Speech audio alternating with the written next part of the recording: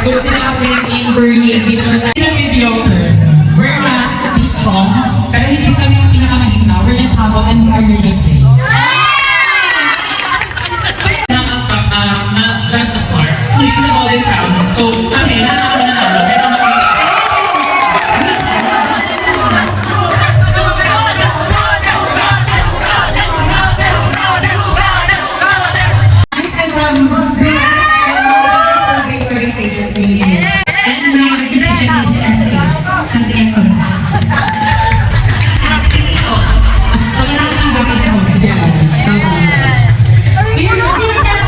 Pero si Jenny na nabok na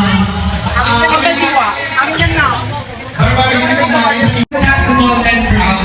Ito ay nagbibigay din ng liwanag. Liwanag kung saan yung gabi. Youth for Unity and Progress. And I'm facilitating Team Green Medyo Care.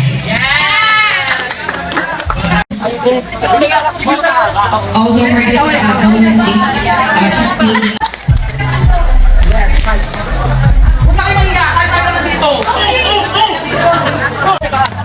alam nyo, ikot na lang tayo. Bakit na lang una kasi, di ba tatlo? Tatlo ko lang eh. Ganyan na lang, tatlo na lang. Di ba nakaganda tayo ang connection?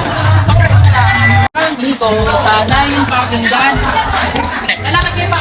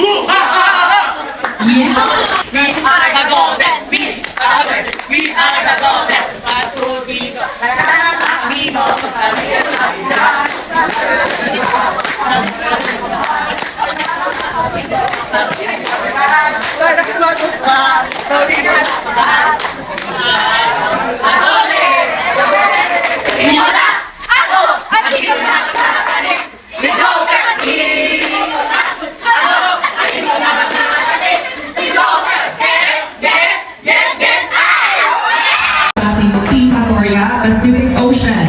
Ng 200. Again? Ano?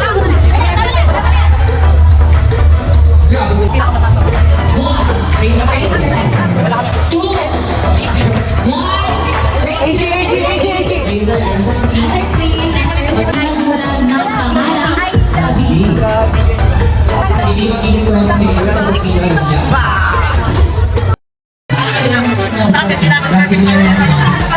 Okay, ang kilusan. Magtinig na po lahat.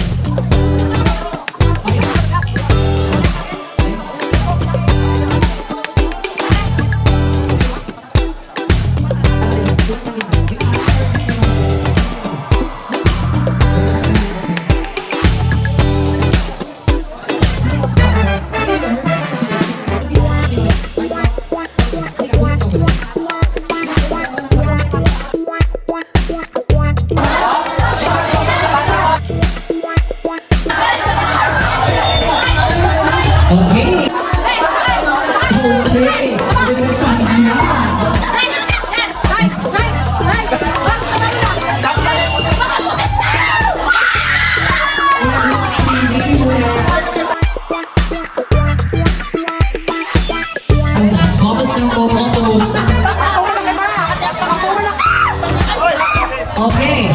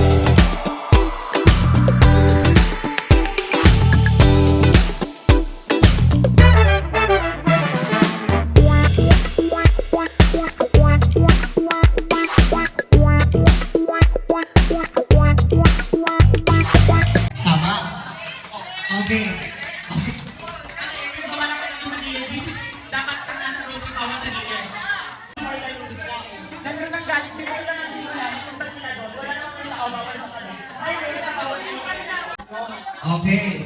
Okay, we stand corrected. I respect naman yung mga punto nyo. But please,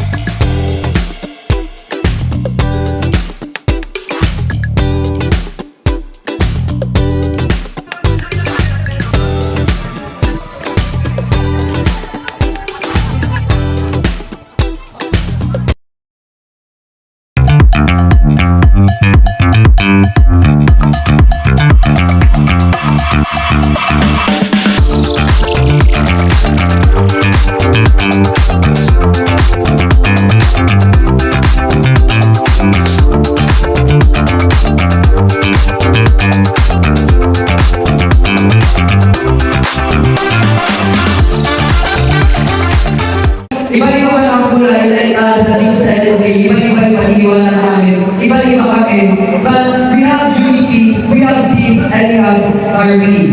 So, nagkaroon kami noon because we talk with love and peace.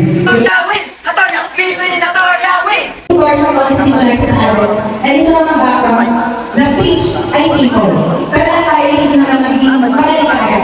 Sa akin ako ay simple, pero dahil natutunan niya kung paano magkagap at naging influential, nagiging powerful, at nagiging mas better tayo as an individual and as something ang kapanaan na sa huli. Thank you. Our explanation for this one is the United Golden Youth. Dahil mga youth, hindi lang yung youth, lahat ng mga kabataan, mapabagdaman, mapaspring, o mga bata o katanungan. Pinapahalaga namin, ginagawa namin sila ng goal. Ayun yung treat namin sa kanila, pero no halaga nila sa So, amin. kaya na-nature lang namin kasi we thought or we vision na yung inaisip na ibang grupo is something na they put only the logo.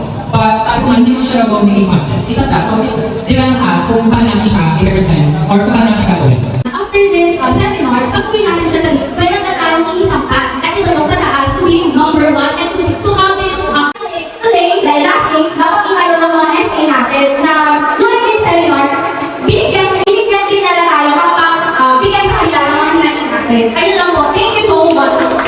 And then, yung pala, yung trophy. So, nilagay namin siya kasi it represents or symbolize the achievements. Di ba, sa mga ginagawa natin, hindi naman siya puro, alam naman, pakinadinas. So, pinag namin yung achievements which is like these successful events. Ganon. So, thank you.